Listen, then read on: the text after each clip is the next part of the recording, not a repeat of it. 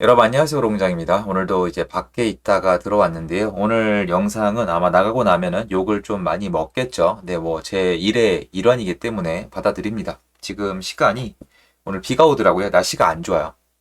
12시 43분이에요. 그렇게 늦은 시간은 아닌데 가족들도 자고 있고 사무실로 돌아왔습니다.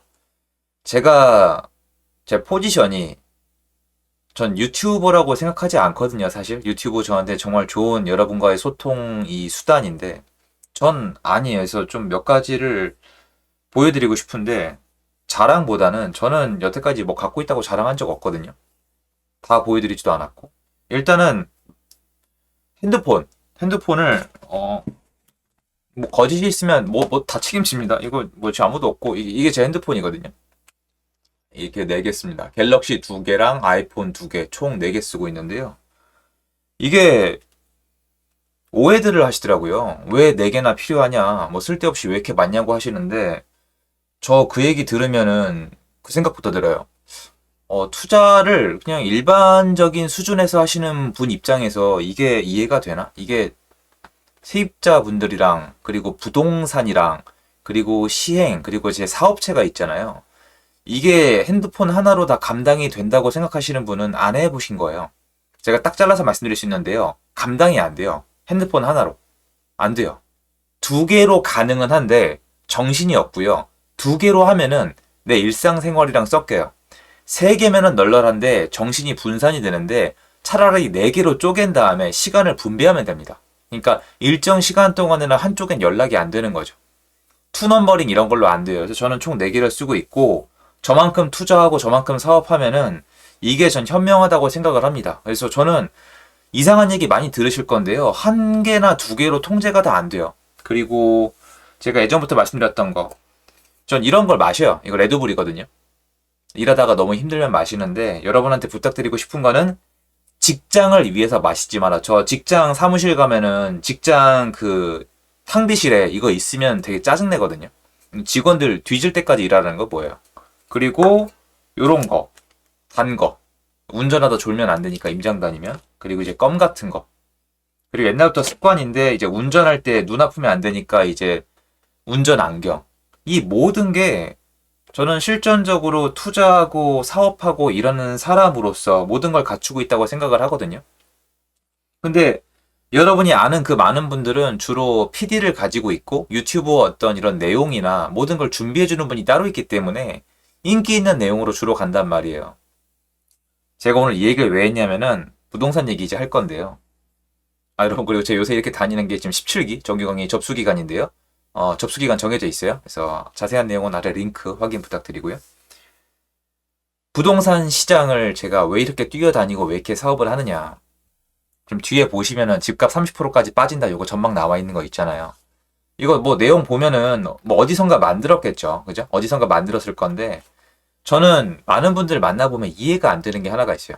뭔지 요거를 좀 오늘 요 내용을 한 번만 듣고 생각을 해주세요. 저는 상당히 합리적인 생각이거든요. 역사는 반복되거든요.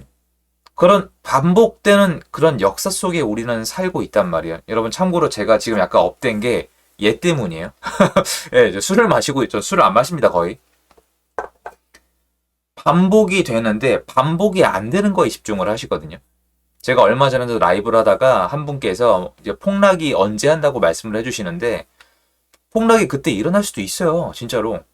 그럼 또 막 급발진을 하시는데 그게 아니라 모든 일은 언제든 일어날 수 있어요. 좀 슬픈 얘기 해볼까요? 여러분이나 저 둘 다 이번 달에 죽을 수 있어요. 다음 달에 죽을 수도 있고요. 아니라고 말씀하실 수 있으세요? 모든 일은 발생이 가능한데요. 이 모든 건 확률의 게임이란 말이에요. 근데 확률의 게임에 있어서 여태까지 일어나지 않았던 거에 베팅하시는 분들이 많이 보이는데 저는 현명하지 않다고 생각을 해요. 알아요. 여러분이 생각하시는 거 전부 다 내가 맞고 나는 근거가 있고 근데 근거라고 해봤자 실력도 없는 다른 어떤 방송 컨텐츠 찍어내시는 분들의 말 주워 들은 거잖아요. 그분들은 실력으로 저를 따라올 수 없어요. 건방져 보이시죠? 전 사실 말씀드리는 거예요. 불가능합니다. 밖에 나가면은 제 앞에서 어버버 할 수밖에 없어요. 어쩔 수 없어요. 물론 실력자도 있으세요. 근데 전체 방면에서 제가 자부심을 갖고 일을 하거든요.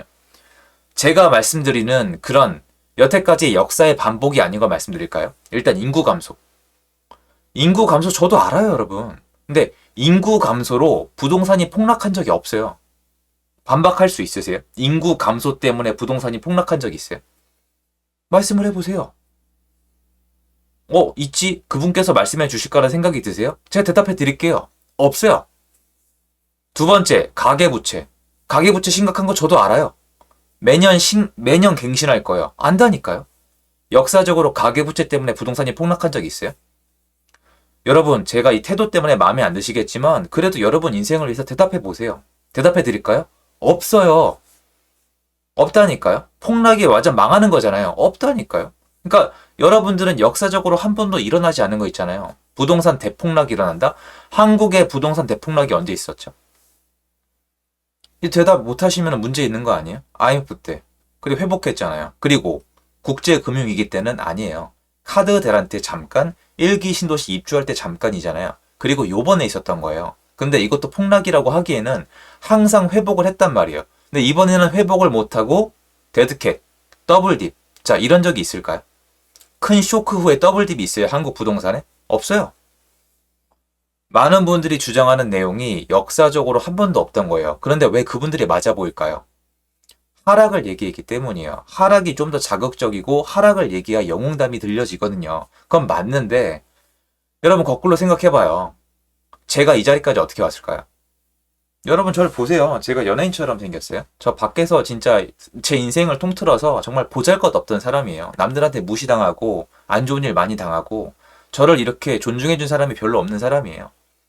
지금은 저 스스로 우습게 보지 않아요. 저는 지금 스스로 저를 존중합니다. 한 가족의 가장이고 여러분들이 있기 때문에 저는 제 자신을 스스로 리스펙트합니다. 자신감으로 꽉 차 있는 사람 맞아요. 근데 제가 이 자리까지 어떻게 왔을까요? 맞아요. 시장의 상승을 맞췄기 때문이고 상승 안에서 돈을 버는 모습을 보여드렸고 어떻게 하면 돈이 되는지 저는 다 보여드렸었어요. 지금은 못 보여드리는 것 뿐이에요. 문제가 불거졌기 때문에. 근데 아는 분들은 이미 알고 계신단 말이에요. 그걸로 뜬 건데 여러분이 믿는 폭락론자는 뭘 맞추고 뭘 보여줬는데요. 아니 폭락을 맞추면 뭐가 바뀌는데요? 저 굉장히 궁금하거든요. 그러니까 저는 상승을 맹신한다. 그리고 폭등을 맹신한다. 그리고 나는 나한테 폭락을 맹신한다고 하지 말라고 하시잖아요. 그 선생님 말씀 맞아요. 저는 상승을 믿고 이 폭등까지는 아니어도 부동산이 올라간다는 걸 맹신하는 사람이 맞아요. 근데 이유도 설명을 해드렸잖아요. 한국은요, 여태까지 역사를 봤을 때 서울 아파트를 일단 기준으로 보면요. 상승 구간이 80%예요. 처음 들으시는 분도 계실 거예요. 상승 구간이 80%라니까요. 하락 구간이 20%가 안 돼요. 왜냐면 이게 보합에 따라 약간 평가가 다른데 상승할 확률이 높아요. 그리고 한국에서 부자가 제일 많이 나온 분야가 어디예요? 주식, 비트코인요? 잠깐 오르고 잠깐 벌면은 채팅창에 와가지고 얼마 먹었다 꺽 잘 먹고 갑니다. 내 요번에 쇼 쳐가지고 500 먹었잖아. 그 돈 어디 갔는데요? 그거 영원해요? 반복할 수 있어요? 반복할 수 있는 분은 실력자예요. 그게 나쁘다는 게 아니잖아요. 전 여러분 돈 벌면 좋아요. 그런데 장기적으로 여러분 주변을 둘러보세요. 확률이 제일 높은 게임이 뭐냐고요? 여러분도 다 알고 계시잖아요. 부동산이죠. 그 부동산이란 게임이 있는데 주식 단타, 비트코인 단타 다 좋아요. 나스닥이고 다오고 다 좋아요. 돈 많이 버셨으면 좋겠는데 이 안에 통계학적으로 돈 버는 사람이 10%가 안 돼요. 이런 거 30% 빠진다는 거 어디서 쓰겠어요? 다른 금융기관이나 주식, 증권회사에 쓴단 말이에요. 증권회사는요, 집값 올라가면 돈이 다 빠져나가니까 항상 이렇게 써요. 이것도 역사의 반복이고, 폭락론자도 역사의 반복이고, 인구 감소도 역사의 반복이고, 가계부채도 역사의 반복이고, 저는 15년이 넘는 시간 동안에 계속 봤어요. 이번엔 여러분이 맞을 수도 있어요. 하지만 전 거기 베팅 안 해요. 그리고 시장이 올라가는 이유를 다 분석을 해봤고, 지금도 요소마다 위험 요소를 하나씩 체크해 가면서 시장을 예측하고 있는 거예요. 그러면 제 입장에서 이 인생을 바꾸고 싶어서 제 채널에 오시는 분들이 많잖아요. 아닌 분들은 저도 어쩔 수 없어요. 뭐 마음대로 보고 가시는 거니까. 그런데 그런 분들에게 제가 아는 한도 내에서 확률이 제일 높은 걸 말씀드리는 게 맞지 않아요? 그 와중에 플러스 알파로 전 제가 직접 다 해봤어요. 전 제 가족들이랑 주변 사람들이 다 알아요. 제가 직접 다 해봤다고요. 대가리 깨지면서. 돈 엄청 날렸어요. 많이 더 벌었고. 그래서 말씀드리는 거예요. 그런데 저를 자꾸 어중이 떠중이랑 비교하는 분이 계신데 그건 솔직히 좀 속상해요. 왜냐? 내가 여태까지 흘려왔던 땀과 피는 제가 봤을 때 어마어마하거든요. 편하게 살 수 있는데 힘들게 산 부분도 있거든요. 그래서 얻은 거고 그걸 가지고 말씀을 드리는데 역사적으로 반복성이 전혀 없는 해프닝을 본인이 뭐라도 된다는 듯이 맞추겠다고 얘기를 하는 사람들이 많은데 저는 어이없다고 생각을 해요. 24년도요? 부동산이요? 올라요. 전세가도 오르고 매매가도 올라요. 매매가의 경우에는 올라가는 타이밍이나 시기가 다를 뿐이에요. 왜? 시장을 완전히 망쳐놨으니까. 총선에 따라서, 국토부 장관에 따라서 변경은 가능해요. 금리도 영향을 미치겠지만 상승한다는 사실은 변할 가능성이 높지 않아요. 언제부터 얼마나 눌려서 상승하냐의 문제죠. 정신 나간 사람 같잖아요. 맞아요, 여러분. 전 이 정신 나간 사람에서 여기까지 온 거예요. 왜? 한번 맞췄으니까. 그럼 지금 시장이 전 달라 보이겠죠. 지금 부동산 시장은 역사적으로 한 번도 없던 시장이에요. 제가 봐도 웃기거든요. 그런데 자세히 살펴보면 요소마다 과거에 반복된 패턴의 일부가 묻어 있어요. 똑같은 시절은 없습니다. 그런데 이 시장에 대한 정확한 면밀한 분석 없이 무조건 폭락한다? 지금 시장? 여러분 중에 집 사고 싶어도 못 사는 사람 널렸어요. 여러분 심지어 돈이 있어도 못 사는 사람도 많아요. 금매를 잡고 싶은데 못 잡아요. 이런 게 어디 있어요? 대출이 나오다가 안 나와요. 취득세가 12.4% 이런 식으로 나온단 말이에요. 집을 가지고만 있어도 종부세를 내야 돼요. 시장이 얼어붙었어요. 아예 돌아가질 않아요. 건설사가 망하게 냅둡니다. 뭐 망하면 망하겠죠. 그런데 나중에 또 집은 지어야 될 겁니다. 지금 상황을 보세요. 문제점이 한두 개가 아니에요. 그리고 오늘 마지막으로 하나 여쭤볼게요. 지금 올라가고 있는 전세가 사전에 예측도 당연히 못 하셨을 거고요. 그 실력으로 할 리가 없어요. 불가능합니다. 현장에서 체크했으면은 지금 올해 3분기부터 상승한다고 나오잖아요. 그거 올해 1분기 때 올랐으면은 그거 가짜예요. 1분기 때 현장 나가면 다 알았고 저 1분기부터 다 말씀드렸습니다. 그리고 상승하는 전세가 이거 어떻게 잡을 건데요?